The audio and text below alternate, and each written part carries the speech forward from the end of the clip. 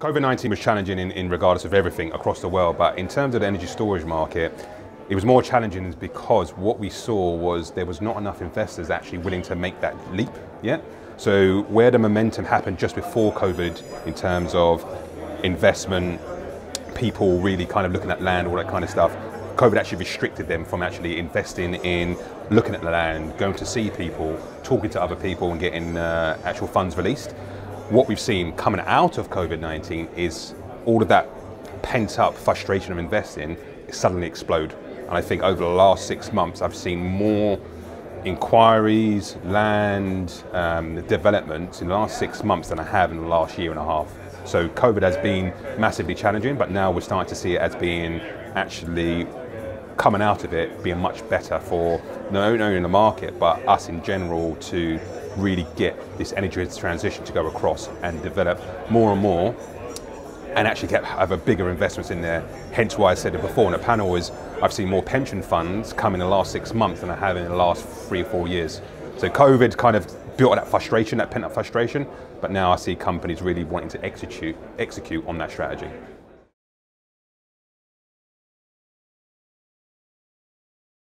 We're going to go to that tick moment, the hockey stick moment, whereas it's been the first kind of innovators, the kind of bleeding edge or the tip of the spear companies and the funds to really get it going.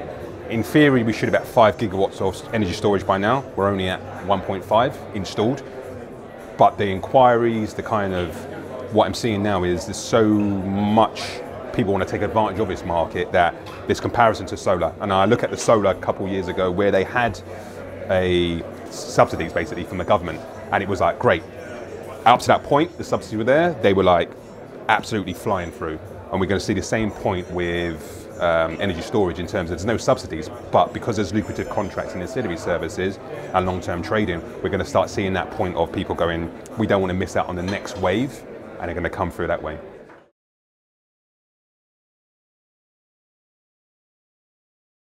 There's going to be a mixture. So it's not just going to be energy storage, it's going to be a mixture of hybrids. So they're going to start seeing more energy storage with solar or with wind. You're going to start seeing the trading strategy is different in terms of they're using energy storage to hedge their position as in their trading markets.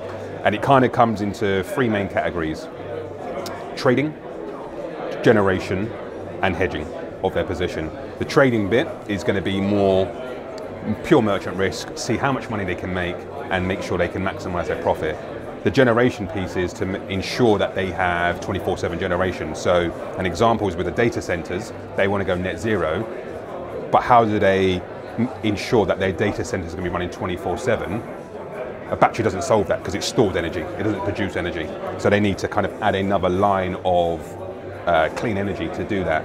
And then the hedging strategy is, I want to make sure that at any one point I can call on X amount of gigawatts of energy out there. So we're going to start seeing a mixture of all of that kind of infrastructure coming in and really accelerating the battery market.